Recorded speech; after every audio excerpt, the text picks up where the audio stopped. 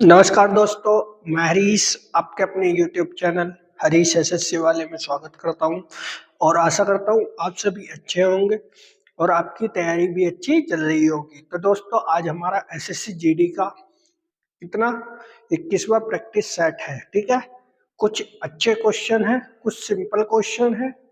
अगर आपको क्वेश्चन अच्छे लगे तो वीडियो को लाइक कीजिएगा, शेयर कीजिएगा और चैनल को कीजिएगा सब्सक्राइब। तो चलते हैं पहले क्वेश्चन की तरफ। तो पहला क्वेश्चन क्या कह रहा है भैया?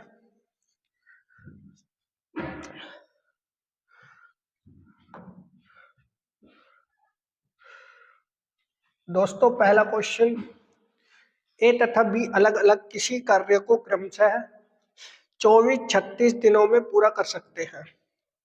वह एक साथ मिलकर कार्य आरंभ करते हैं, किंतु कार्य समापन 6 दिन पहले एक कार्य को छोड़ देता है। ठीक है भाई, चला जाता है। तो बताइए कि कार्य कितने दिन में पूरा हुआ। तो कैसे करेंगे इस क्वेश्चन को? कीजिए क्वेश्चन को। तो करते हैं भैया। कौन कौन है? एक ए व्यक्ति है, एक बी व्यक्ति है।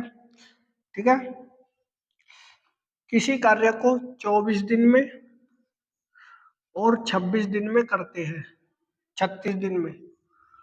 ठीक है भाई, तो इनकी क्षमताएं निकाल लूं, कितनी कितनी क्षमताएं हो सकती हैं।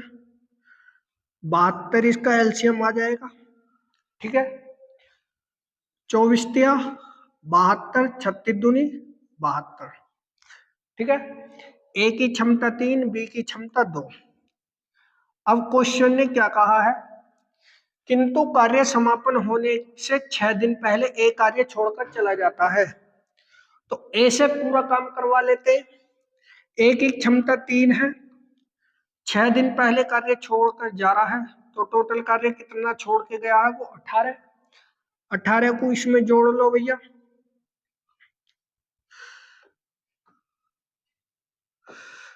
तो कितना हो जाएगा कार्य? टोटल कार्य हो गया भैया 90। तो बताइए कि कार्य कितने दिन तक चला। अब हम बता सकते हैं कि कार्य कितने दिन तक चला। ए की क्षमता 3, बी की क्षमता 2, टोटल क्षमता कितनी होगी? 5। 5 से डिवाइड किया, 18 पंजे 90। तो टोटल कार्य कितने दिन में चला? इतने दिनों तक टोटल काम किया गया। ठीक है, option number C is the correct answer. क्योंकि ए से हमने करवा लिया भैया, टोटल दिन तक कार्य करवा लिया, शुरू से आखिर तक। 6 दिन पहले छोड़ के जा रहा है, जान दो उसे, देख लेते कितना कार्य छोड़ के जाएगा। 18। 18 को इसमें ऐड कर दिया, 90 दिन। 90 कार्य हो गया, 90 की क्षमताओं से भाग कर दी, तो 18 दिन में वो कार्य समाप्त हो जाएगा। ठीक है, क्वेश्चन नंबर 2 की तरफ चलते हैं।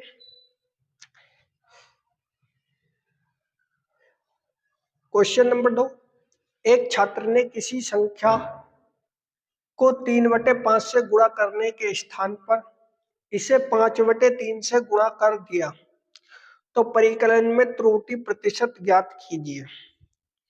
तो कैसे कर सकते हैं भैया? भैया सही गुणा, ठीक, और गलत गुणा।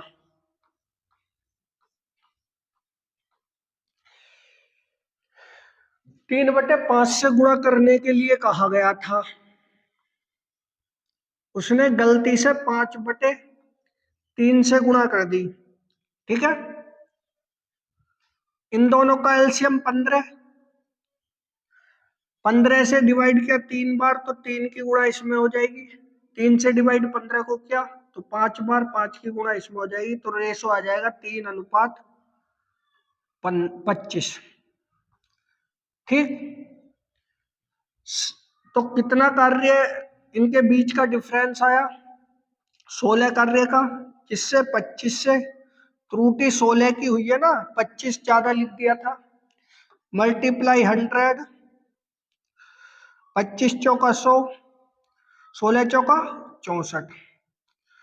64% इसका सही आंसर आ जाएगा। ठीक है, ऑप्शन नंबर डी। सही गुणा करने के लिए कहा गया था,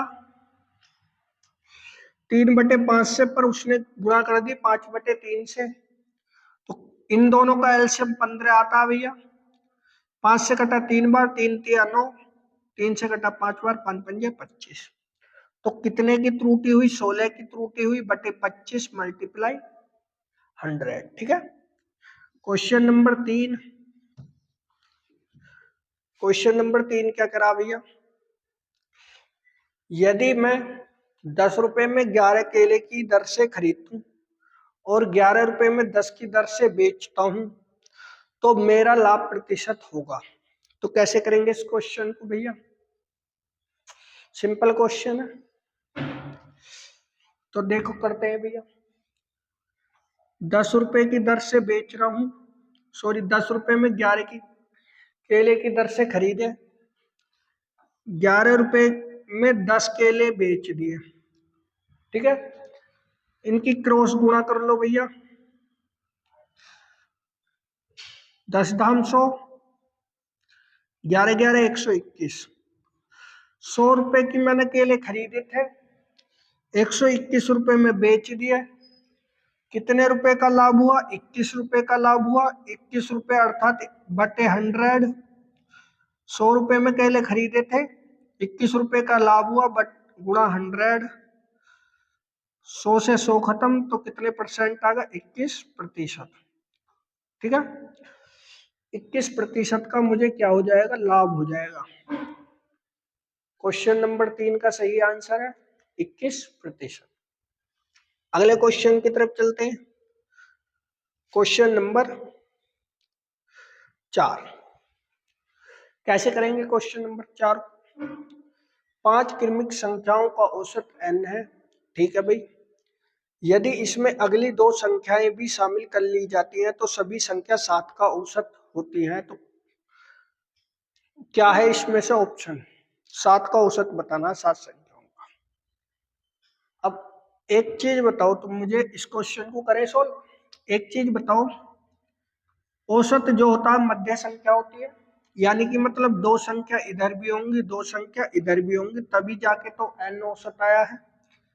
यहाँ पे अगली संख्या n+1 है, n+2 है, तो इससे पहली संख्या n-1 होगी, n-2 होगी।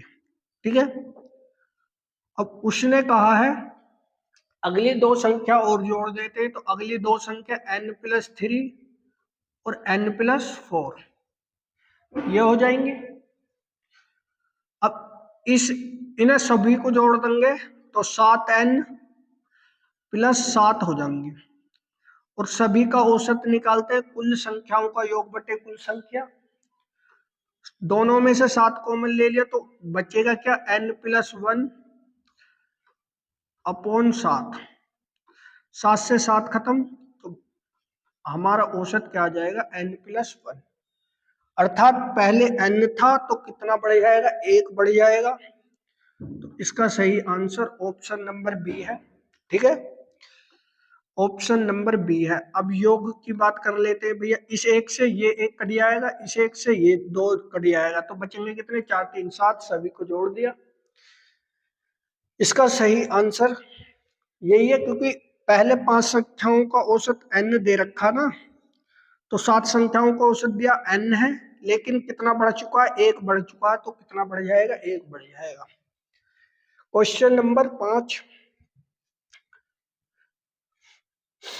एक नौका प्रति प्रवाह 20 किलोमीटर प्रति घंटे की चाल 20 किलोमीटर की दूरी 5 घंटे में तय करती है, जबकि उतनी ही दूरी अनुप्रवाह तय करने में इसे 2 घंटे का समय लगता है।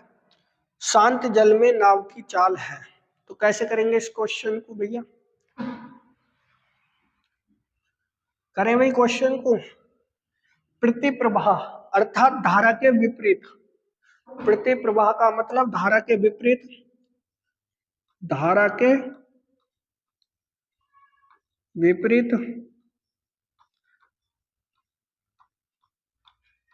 ठीक है, धारा के विपरीत भैया क्या हो जाएगी? x minus Y.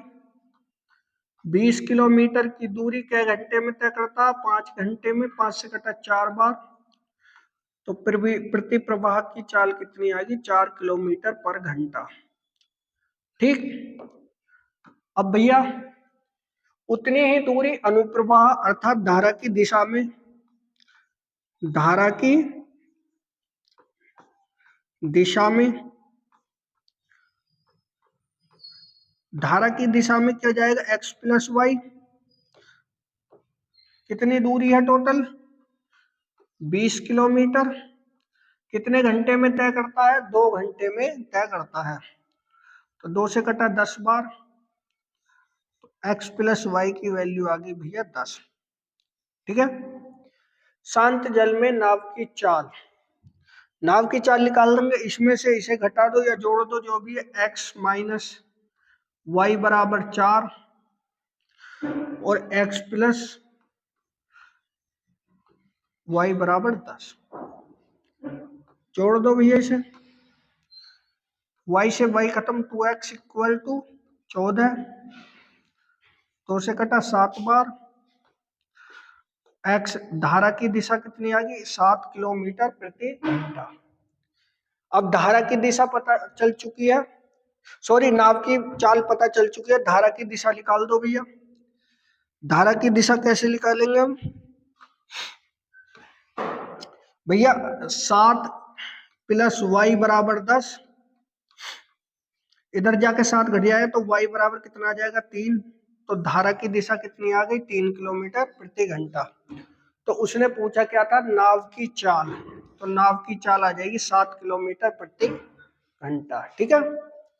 अगले क्वेश्चन की तरफ चलते, क्वेश्चन नंबर 6। क्वेश्चन नंबर 6 कैसे कर सकते हैं भैया, किसी राशि में 6 वर्षों में साधारण ब्याज पर 60% की वृद्धि होती है। ठीक है भाई, 12,000 रुपए की राशि पर 3 वर्ष के लिए उसी ब्याज दर पर चक्रवृद्धि ब्याज क्या होगा। तो कैसे कर सकते हैं इस क्वेश्चन को,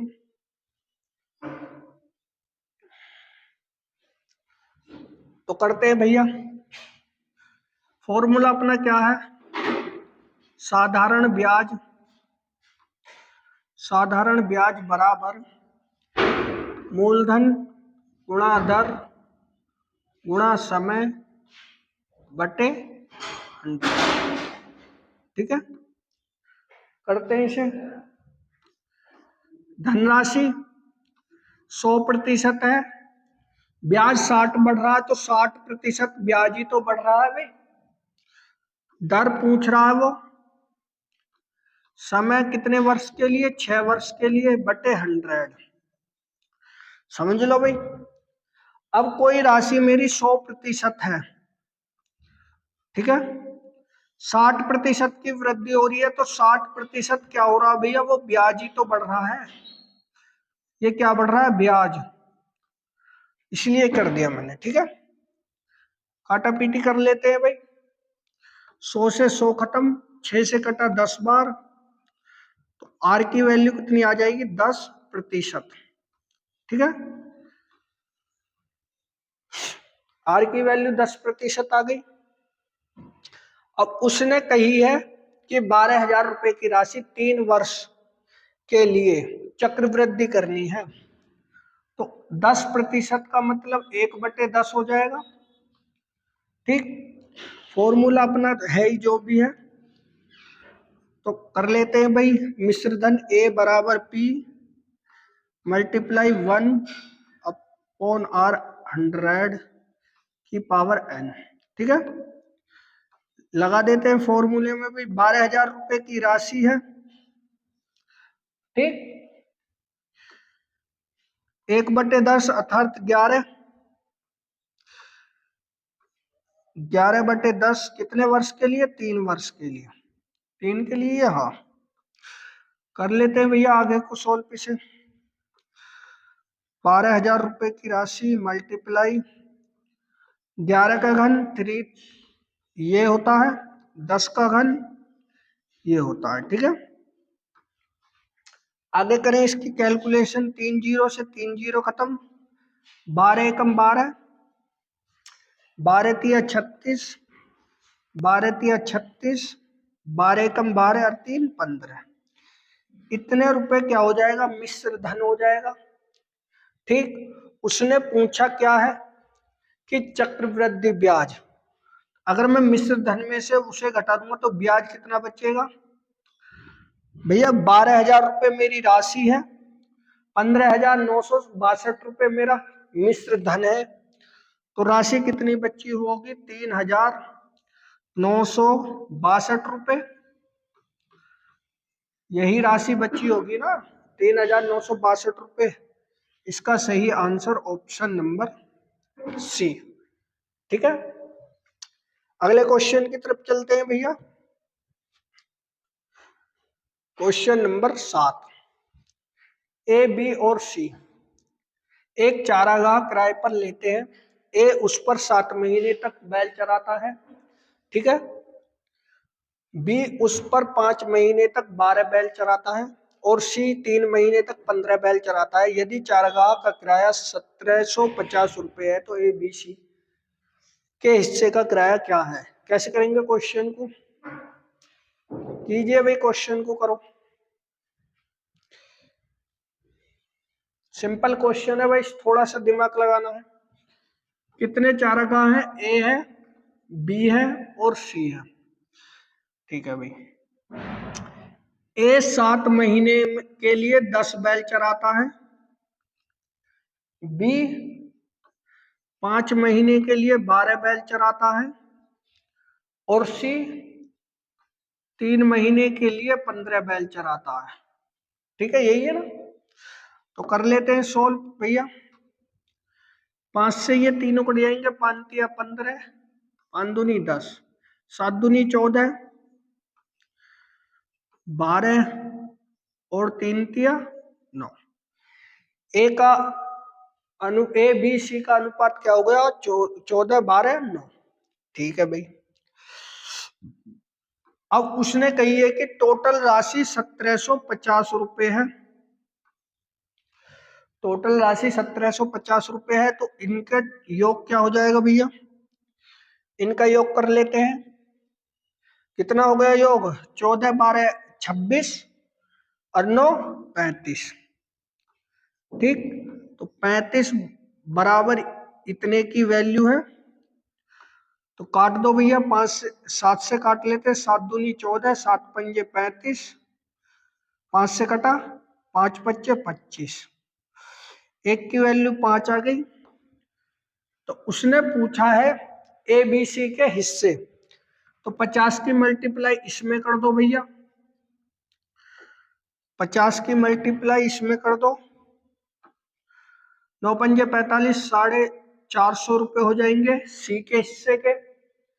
50 की मल्टीप्लाई इसमें कर दो तो 12 पंजे 60, 600 रुपये हो जाएंगे बी के, और 50 की मल्टीप्लाई इसमें कर दो तो 700 रुपये हो जाएंगे ए के।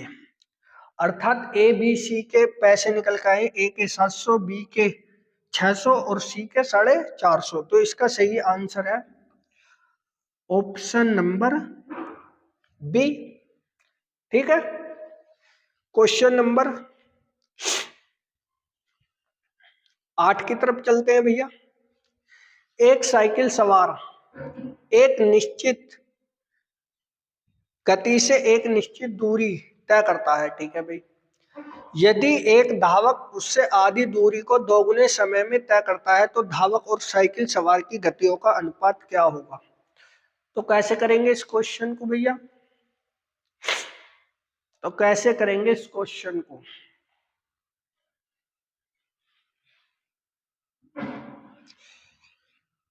कौन कौन है, एक धावक है, ठीक, एक साइकिल सवार है।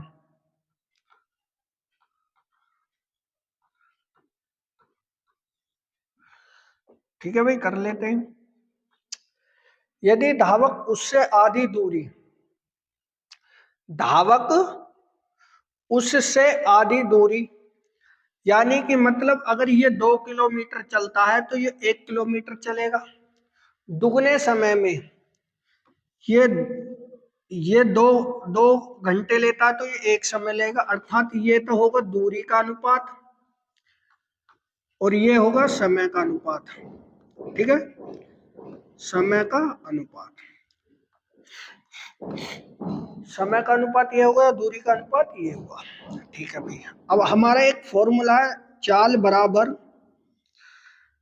बराबर दूरी बटे समय, ये फॉर्मूला है। ठीक है, यानी कि मतलब इसका मतलब ये हो जाएगा, अगर मैं इसकी धावक की चाल काटूंगा तो 1/2 चाल आ जाएगी। ठीक है, और साइकिल की चाल काटूंगा तो 2/1 आ जाएगी।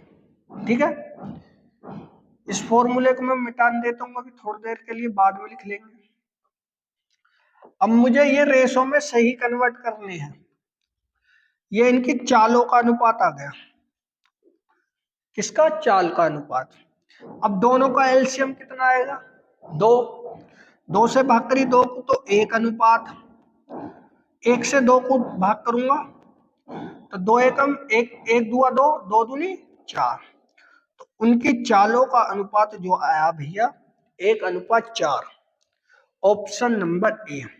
ठीक, फॉर्मूला यही लगाया है, चाल बराबर दूरी बटे समय। अगर आपको ऐसे समझ में ना आए तो देख लेना, धावक की दूरी कितनी है? 1 किलोमीटर है, कितने समय में कर रहा है? 2 घंटे में कर रहा है, तो 1/2 चाल हो गई। इसी प्रकार साइकिल वाले की कितनी दूरी है? 2 किलोमीटर है, कितने घंटे में तय कर रहा है? 1 घंटे में। अब इसकी चाल इस रेशो में है, इसकी चाल इस रेशो में है। अब रेशो बनाने के लिए ये करना पड़ेगा, इन एलसीएमों को एलसीएम लेना पड़ेगा। 1 कर 2 का एलसीएम 2, 2 से डिवाइड किया 1 बार गया तो 1 एकम 1, 1 से डिवाइड किया 2 2 बार गया, 2 दूनी 4। ठीक है, अगले क्वेश्चन की तरफ चलते हैं भैया। क्वेश्चन नंबर 9, दो संख्याओं का मैस है लेस है, क्रमशः 18 और 378 है। यदि इनमें से संख्या 54 है तो दूसरी संख्या ज्ञात करें। तो दूसरी संख्या कैसे कर सकते हैं भाई हम? कीजिए भाई, दूसरी संख्या कैसे ज्ञात कर सकते हैं? एक फॉर्मूला है, पहली संख्या गुणा दूसरी संख्या इक्वल टू लेस है गुणा मैस है। यही एक फॉर्मूला है, फॉर्मूला है ना। यदि लेस है 378 है और मैस है 18 है, जबकि एक संख्या 54 है, तो सेकंड संख्या पूछिए। सेकंड संख्या मैंने x मान ली। ठीक है, काट लेते हैं। कैसे काटे? 9 छिक्का 54, 9 दूनी 18, 6 से कटा 3 बार, 2 से 2 कर, या डायरेक्ट 18 से काट देते। 18 तिया 54। ठीक, 3 से कटा, 3 एकम 3, दूनी 6, 3 छंग 18। तो x की वैल्यू कितनी आ गई? 126। 126 x की वैल्यू है, अर्थात दूसरी संख्या हमारी क्या हो जाएगी? 126। ठीक है, 126 इसका सही आंसर है। अगले क्वेश्चन की तरफ चले भैया। क्वेश्चन नंबर 10 कैसे कर सकते हैं? क्वेश्चन नंबर 10 को, एक निश्चित धनराशि पर 5% वार्षिक ब्याज की दर से 3 वर्षों तथा 4 वर्षों में प्राप्त साधारण ब्याजों का अंतर 42 रुपए हो तो धनराशि क्या है? कैसे करेंगे क्वेश्चन को? कैसे कर सकते हैं भैया? दो तरीके से क्वेश्चन कर लेंगे, हमेशा करेंगे दो तरीके से। पहले शॉर्ट मेथड से करिए, लॉन्ग से कर लेते हैं। पहले फॉर्मूला अपना क्या है? साधारण ब्याज बराबर मूलधन गुणा दर गुणा समय बटे 100, ये हमारा फॉर्मूला है। ठीक है, अब पहले 4 वर्ष के लिए कर लेते हैं। P धनराशि है, ठीक, P धनराशि है 5% की दर से 4 वर्षों के लिए, प्रतिशत तो हटा देते हैं, बटे में 100 आ जाएगा ना, बटे 100, अंतर की बात कर दी ना इसने 42 रुपए की। P धनराशि है, ठीक, 5% की दर से 3 वर्षों के लिए, बटे 100 का अंतर कितना है, 42 रुपए है। ठीक है, अंतर की बात करी है, 5 चौक 20, 20P बटे 100 माइनस 15P बटे 100 इक्वल टू 42। ठीक, कितने बचे, 20 में से 15 गए, 5P बचे, और 5P बटे 100 इक्वल टू 42। ठीक, तो डिवाइड कर लेते हैं भैया, 5 से कटा, 5 दूनी 10, 42 दूनी 84, तो P बराबर 840 रुपए क्या आ गया हमारा मूलधन, इतने रुपए। ठीक है, 840 रुपए। एक तरीका ये हो गया। अब दूसरे तरीके से कर लेते हैं भैया, 3 वर्ष और 4 वर्षों का अंतर है, तो एक तो है 4 वर्ष और एक है 3 वर्ष। ठीक, 5% की दर है और यहां भी 5% की दर है, तो कितने वर्ष का अंतर हो गया, 1 वर्ष का अंतर, इन दोनों के बीच 1 वर्ष का अंतर मल्टीप्लाई 5%, उसने कितने बताया, 42 रुपए। ठीक है, 42 रुपए ही बताया है, तो 5% हटाएंगे भैया, 100 लग जाएगा नीचे, ये हट जाएगा, तो प्रतिशत 5 से कटा, 5 दूनी 10, 2 की मल्टीप्लाई इसमें कर दी, तो 42 दूनी 8400 रुपए उसका क्या आ जाएगा, मूलधन। ठीक है, ऐसे कर लो चाहे ऐसे कर लो, आप पर डिपेंड करता है। अगले क्वेश्चन की तरफ चलते हैं भैया, कैसे करेंगे, क्वेश्चन नंबर 11 को, ए किसी वस्तु को 30% के लाभ पर बी को बेचता है, बी उस वस्तु को 10% हानि पर सी को बेचता है।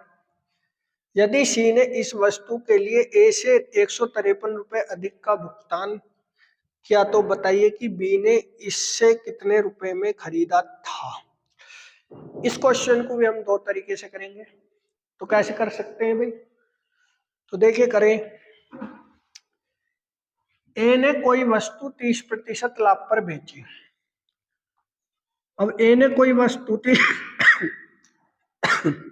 30% लाभ पर बी को बेच दी। ठीक है भाई, बी ने वो वस्तु 10% की हानि पर अर्थात 90 की बेची होगी, किसे, सी को बेच दी। यदि सी ने इस वस्तु को ए से 153 रुपए अधिक दिए, अब ए ने कितने रुपए की वस्तु थी, 100 रुपए की थी, तो 153 रुपए अधिक दे दिए। ठीक है, अपना यू बेसिक मेथड है, शॉर्ट मेथड हम अनुपात से करेंगे इस क्वेश्चन को। कर लेते हैं भैया, 2 जीरो से 2 जीरो, 13 निम्मा 117, तो 117 बटे 100 equal to X minus plus 153। ठीक, अब चाहे तो 100 की मल्टीप्लाई कर दो इसमें, तो 117x equal to 100x plus 153 और डबल जीरो। ठीक, कितने, 117 में से 100x घटा दो भैया, तो कितने बचेंगे, 17x बचेंगे। 17x बराबर 153,000। 17 से डिवाइड किया, 17 निम्मा 153, तो x की वैल्यू कितनी आ गई भैया, 900 रुपए। ठीक है, 900 रुपए x की वैल्यू आ गई। ठीक है, अब उसने क्या कही है कि बताइए कि बी ने इसे कितने रुपए में खरीदा था। वस्तु का जो क्रिया मूल्य था, ए ने जो वस्तु बेची थी वो 900 रुपए में बेची थी। अब भैया 900 का कितने प्रतिशत लाभ पे बेची थी ए ने बी को, 30% लाभ पे बेची थी, तो 130 पे बेची होगी बटे 100, 2 जीरो से 2 जीरो खत्म, 13 निम्मा 117, तो 1170 रुपए की क्या है, बी ने वो वस्तु खरीदी। 1170 रुपए की वस्तु बी ने खरीदी। ठीक है, ये तो हो गया हमारा बेसिक मेथड। अब शॉर्ट मेथड से करते हैं। ए है, बी है, बी है और सी है। ठीक, ए ने 100% कोई वस्तु थी ए की, उसे 30% लाभ पे बेच दिया, तो 130 की बेची होगी। ठीक है भाई, अब इसने कही बी ने इस वस्तु को 10% हानि पर बेच दिया। अब इस वस्तु को 10% हानि पर निकाल लो, या ऐसे कर लो कि मैंने बी की जो वस्तु थी वो 100 मान ली, तो 10% हानि अर्थात 90 में बेच दिया। ठीक है भाई, रेशो निकल के आ जाएगा यहाँ से, एक जीरो से एक जीरो खत्म, इस जीरो से ये जीरो खत्म। इसका पड़ोसी ये है, इसका पड़ोसी ये है, तो 13 निम्मा 117, ठीक, 13 धाम 130, 10 धाम 100। ये हो गया रेशो इनका। इनका रेशो ये आ चुका है ए बी सी का। अब उसने ये कही है कि ए से 153 रुपए अधिक ले रहा सी। यहाँ कितने रुपए का अंतर है, 17 रुपए का अंतर है। इसने कितने बताया, 153 बताया। 17 निम्मा 153, एक की वैल्यू 9 है, एक की वैल्यू 9 है, तो इसने पूछा है एक की वैल्यू 9 होगी तो इसमें मल्टीप्लाई कर दो कि बी ने कितने रुपए में वो वस्तु खरीदी। 13 निम्मा 117 रुपए, इतने रुपए में वो खरीदी थी बी ने। ठीक, अगर ए की वस्तु का पता करें कि ए की कितने रुपए की वस्तु थी, तो 900 रुपए की वस्तु थी भैया। अगर मैं इसकी बात करूं कि इसने कितने रुपए में खरीदी होगी, तो इसकी मल्टीप्लाई कर दो। ठीक है, दोनों तरीके से ही ये क्वेश्चन हमने कर लिया है। अगले क्वेश्चन की तरफ चलते हैं। क्वेश्चन नंबर 12 कैसे कर सकते हैं क्वेश्चन नंबर 12 को। संख्या 1 3 5 7 13 101 के परस्पर गुणनखंड किए जाते हैं तो गुणनफल के दाईं ओर अंत में शून्यों की संख्या, तो शून्यों की संख्या कितनी होगी भैया। तो कैसे कर सकते हैं क्वेश्चन को भाई, 1 3 5 7 11 13 डॉट डॉट 101। अब ये कैसी संख्याएं हैं, चाहे तो इन्हें विषम संख्याएं मान लो, चाहे इन्हें अभाज्य संख्या मान लो। ठीक है, अब क्या 5 की एक 5 ऐसी वैल्यू है जिसकी गुणा, अगर 5 में मैं सम की गुणा करूंगा, इसके सम की गुणा करूंगा तब जाके शून्य आएगा, तब जाके शून्य आएगा, शून्य नहीं आएगा। तो इसने कहा है कि संख्याओं की गुणा करने के बाद कितने शून्य आएंगे बाईं ओर, अर्थात लास्ट में, अंत में। तो भाई 5 या 15, 5 ही आएगा, यानी कि 5 सत्ते 35। 5 की गुणा अगर मैं 5 की मल्टीप्लाई में विषम संख्या या अभाज्य संख्या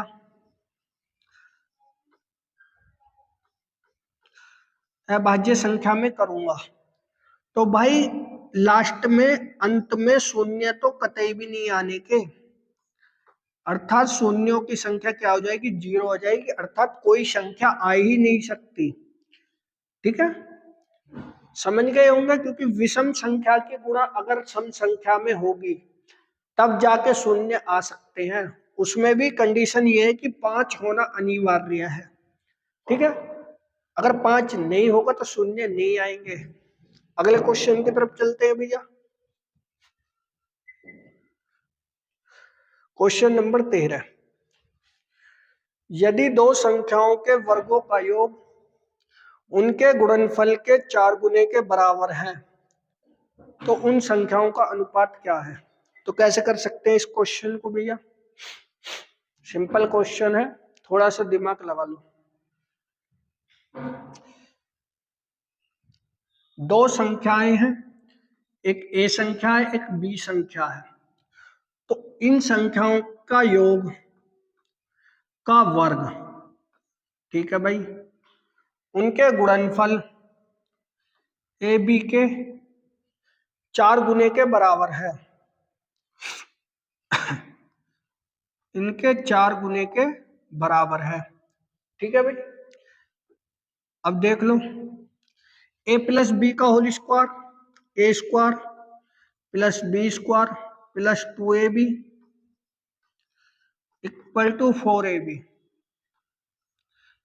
इसे रेशो से भी कर लो आप, जैसे आपकी इच्छा करे ऐसे कर लेना। रेशो से भी यही करना पड़ेगा, -2ab, फॉर्मूला बन चुका है a माइनस बी का होल स्क्वायर का equal to 0, a minus B बराबर 0, अर्थात a बराबर b। जब a बराबर b है तो इसका मतलब a अपॉन b का भी अनुपात क्या होगा, 1:1। ठीक है, ऑप्शन नंबर बी सही आंसर इसका यही रहेगा। ठीक है, अगर आप रेशो से करना चाहते हैं भाई कि हम रेशो से करेंगे इस क्वेश्चन को, a प्लस बी का वर्ग ए बी के गुणनफल का 4 गुना है, तो 4 गुना हो गया भैया, कर लो सोल्व इसे। ऐसे ही तो करके करना पड़ेगा ये हमें सोल्व, ए अपॉन बी का स्क्वायर बटे ए बी बराबर 4/1, इसकी मल्टीप्लाई इसमें कर दूंगा, इसकी मल्टीप्लाई इसमें कर दूंगा, बात वही बैठेगी। ठीक है, अगले क्वेश्चन की तरफ चलते हैं भैया। क्वेश्चन नंबर 14, 5 अंकों की वह सबसे छोटी से छोटी संख्या जो 41 से पूर्ण विभाजित हो। तो कैसे कर सकते हैं इस क्वेश्चन को, है कोई इसकी शॉर्ट ट्रिक? अगर इसकी शॉर्ट ट्रिक है तो बताओ। 5 अंकों की, क्या 41 कैसी संख्या है, अभाज्य संख्या है, अर्थात किसी से विभाजित नहीं होगी। तो भाई सबसे पहले इस क्वेश्चन को हम ऑप्शनों से ही सॉल्व कर सकते हैं। अब तुम चारों ऑप्शनों को अगर सॉल्व करोगे तो बहुत टाइम लग जाएगा, तो ऐसे में एक स्मार्ट पॉइंट दिखाया जाता है कि ये देख लो कि 3 से विभाजित होने वाली संख्या कौन कौन सी है, या 9 से विभाजित होने वाली संख्या। 3, 2, 4, 5 और 1 6, यानी कि मतलब 3 से विभाजित होने वाली संख्या 41 से विभाजित नहीं होगी। 41 से विभाजित होती तो भाई ये 41 3 से विभाजित होता जरूर। 4 और 1 5 नहीं, 4 5 6 ये भी नहीं विभाजित होगी, यानी कि मतलब अब हमारे पास 50-50 ऑप्शन बचे। अब 50-50 ऑप्शन को अब कर लेंगे, यानी कि मतलब जहां हमें 2 मिनट लगते हम वहां 1 मिनट लगेगी। पहले इस ऑप्शन को काट के देख लेते, 41 से इसे डिवाइड करूंगा, जैसे आप भाग करते हैं ऐसे ही भाग कर लो।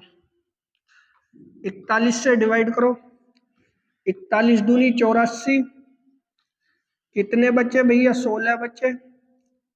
ठीक, 41 में 4 से गुणा करूंगा, 4 एकम 4 चौक 16, यानी कि मतलब पूरा पूरा डिवाइड हो गया, अर्थात पहला ऑप्शन ही 4 से क्या है, डिवाइड है। ठीक है, दूसरे की तरफ हमें जाने की कोई आवश्यकता। अच्छा, दूसरा भी ऑप्शन एक सही है, या ये ऐसे होगा 0 4, ऐसे होगा जरूर चौथा ऑप्शन। ठीक है, अगले क्वेश्चन की तरफ चलते हैं भैया। Question number 15। क्वेश्चन नंबर 15, एक व्यापारी किसी वस्तु के अंकित मूल्य पर दो क्रमागत बट्टे 15% और 10% देकर उसे 3060 रुपए में बेचता है, तो वस्तु का अंकित मूल्य क्या है? तो कैसे करते हैं भैया क्वेश्चन को? तो करते हैं भैया, अंकित मूल्य, अंकित मूल्य मल्टीप्लाई छूट इक्वल टू विक्रय मूल्य।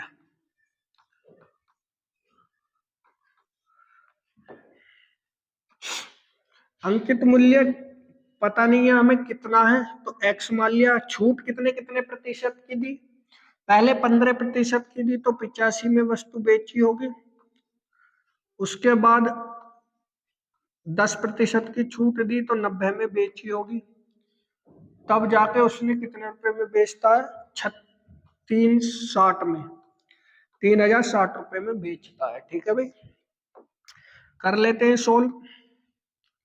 10 से 10, 5 से कटा 17 बार और 5 से कटा 2 बार, 17 से काटा, 17 एकम 17, 17 अट्ठे 136, 9 से कटा 9, 9 दूनी 18, 2 बार मल्टीप्लाई कर लो इसकी, तो 4000 इसका सही आंसर आ जाएगा। 9 से कटा 9 दूनी 18। ठीक है भैया, 20 इन दोनों की मल्टीप्लाई इसमें कर दी, तो x बराबर आ गया 4000। तो वस्तु का अंकित मूल्य कितने रुपए हुआ होगा? 4000। इसका सही आंसर ऑप्शन नंबर सी। ठीक है, अगले क्वेश्चन की तरफ चलते हैं भैया। Question number 16। इस क्वेश्चन को कैसे करेंगे? यदि एक शंकु के आधार की त्रिज्या और त्रियक त्रियक त्रियक ऊंचाई क्रमशः 10 सेंटीमीटर और 15 सेंटीमीटर है, शंकु के संपूर्ण पृष्ठ का क्षेत्रफल ज्ञात कीजिए। अगर आपको इसका फॉर्मूला पता है तो आप क्वेश्चन को कर दोगे, अन्यथा नहीं कर पाओगे। तो कैसे करेंगे भाई? शंकु का संपूर्ण पृष्ठीय क्षेत्रफल, संपूर्ण पृष्ठ का क्षेत्रफल, पृष्ठ का क्षेत्रफल क्या होता है भैया? पाई आर प्लस एल, ये इसका फॉर्मूला होता है। ठीक है, तो भाई पाई में आंसर पूछ रहा है, तो पाई को तो पाई रहने देंगे। अगर त्रिज्या 10 सेंटीमीटर है तो 10 प्लस त्रियक ऊंचाई 15 सेंटीमीटर है, पाई मल्टीप्लाई 10, 15 और 10 25, तो इसका आंसर आ जाएगा 250 पाई सेंटीमीटर स्क्वायर। ठीक है, ऑप्शन नंबर सी। सिंपल था, क्योंकि अगर इसके फॉर्मूला आपको पता है तो आप क्वेश्चन को आराम से कर दोगे। शंकु के संपूर्ण पृष्ठ का क्षेत्रफल जो होता है पाई आर प्लस एल। ठीक है, त्रिज्या प्लस त्रियक ऊंचाई, क्योंकि आर की वैल्यू उसने दे रखी है भैया 10 सेंटीमीटर। ठीक है, और त्रियक ऊंचाई एल की वैल्यू दे रखी है उसने 15 सेंटीमीटर।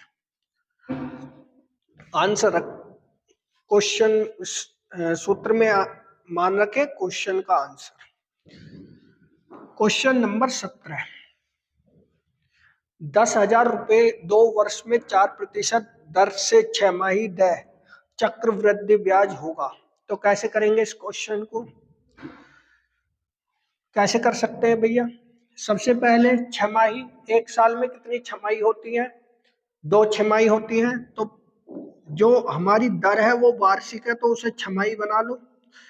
छमाही बनाई तो 2%, और 2% को मैं इसे कन्वर्ट करूंगा तो 1/50। ठीक है, तो भाई समय कितना हो जाएगा? समय टी वैल्यू, 1 साल में 2 छमाही होती है, तो 2 साल में कितनी छमाही होंगी? 4। ठीक है, फॉर्मूला हमारा क्या है?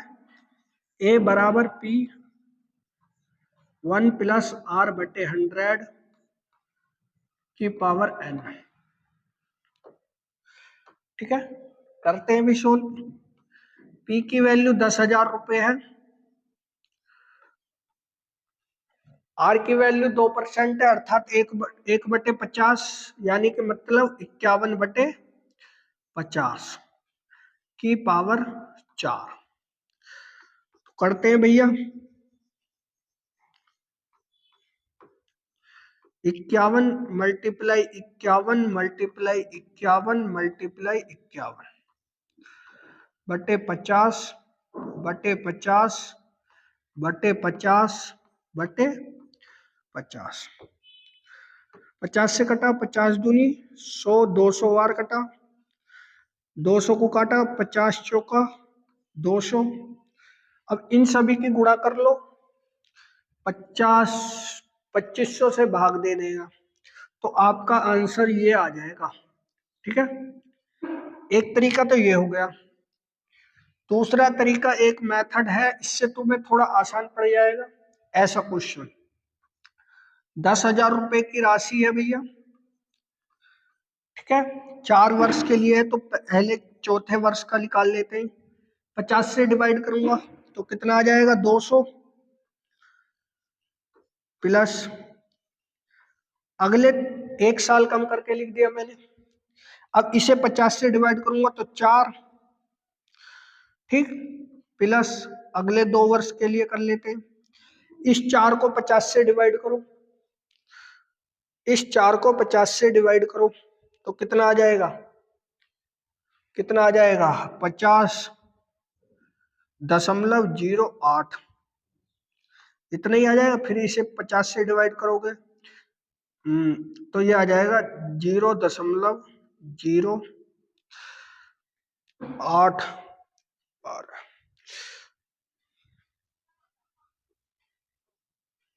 फिर इसे भाग करोगे तो ये आ जाएगा 8 पंजे 40,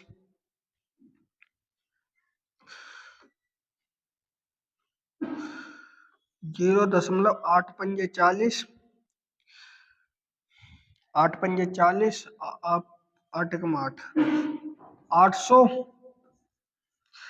प्लस 1200 प्लस 8.116 प्लस 0.51। जोड़ दो भैया इन्हें, इन्हें सभी को 4×4=12। जोड़ दो भैया इन्हें, 20, अरे ये भी तो इसमें ये तो जो जुड़ जाएगा, 20×4=24, लगभग ये इतना ही बैठेगा, 824 रुपये 32 पैसे। ठीक है, अगले क्वेश्चन की तरफ चलते हैं। क्वेश्चन नंबर 18, एक नल किसी टैंक को 12 घंटे में भर सकता है, यदि वैसे ही 2 नल और खोल दिए जाए तो 3 नल टैंक को कितने घंटे में भरेंगे या कितने समय में भरेंगे? तो कैसे कर सकते हैं इस क्वेश्चन को? भाई एक नल 12 घंटे में भरता है, यदि वैसे ही 2 नल और खोल दिए जाए, यानी कि मतलब पहले एक भर रहा था प्लस 2 और खोल दिए जाए, तो टोटल कितने नल हो चुके हैं? 3 नल हो चुके हैं। तो कितने घंटे में भर सकते हैं? जब 12 घंटे में एक नल भर रहा है तो भैया 3×4 = 12, तो 4 हावर्स में वो नल क्या कर देंगे? भर देंगे। ठीक है, उस टैंक को कितने घंटे में भर देंगे? 4 घंटे में। इस वर्ड की अहमियत है इस सवाल में, इस सवाल में इस वर्ड की अहमियत है। एक नल 12 घंटे में भर सकता है, उसके जैसे 2 और नल खोल दिए, यानी मतलब एक पहले था, एक 2 और खोल दिया तो 3 हो गए। 3 से 12 को डिवाइड कर दिया तो पता चल जाएगा कि कितने घंटे में भर सकते हैं। ठीक है, क्वेश्चन नंबर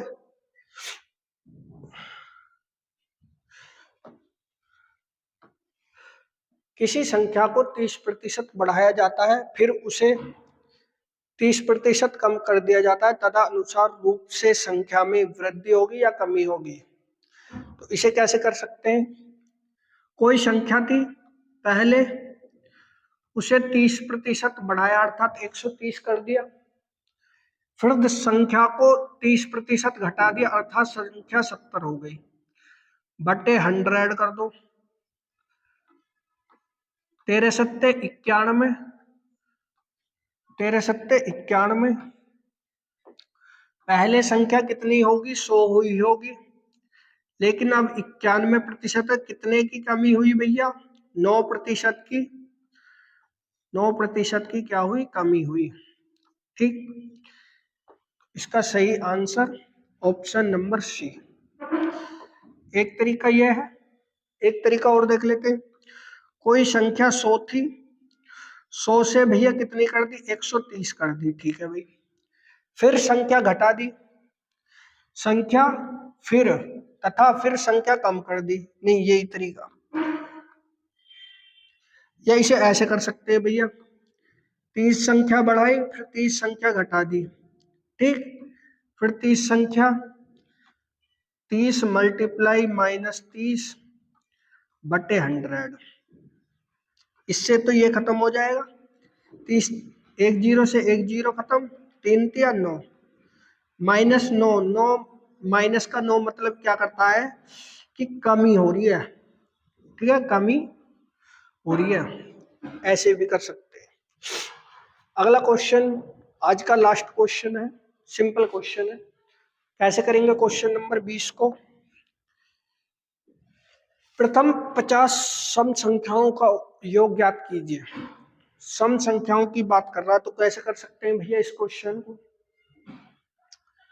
प्रथम 50 सम संख्या, मान ली मैंने 2 4, 2 4 नहीं लिखते, सम संख्या का योग क्या होता है भैया? वो होता है n × n+1, यही होता है ना। कर लेते हैं भैया, 50 सम संख्या है, 50 में एक जोड़ देंगे 51, तो 0, 5 एकम 5, 5 पच्चे 25, सॉरी 25 है, 2550 इसका सही आंसर है। ठीक है, कल हमने क्वेश्चन किया था विषम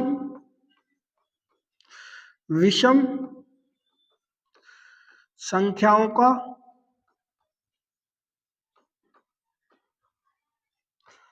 योग क्या होता है भैया?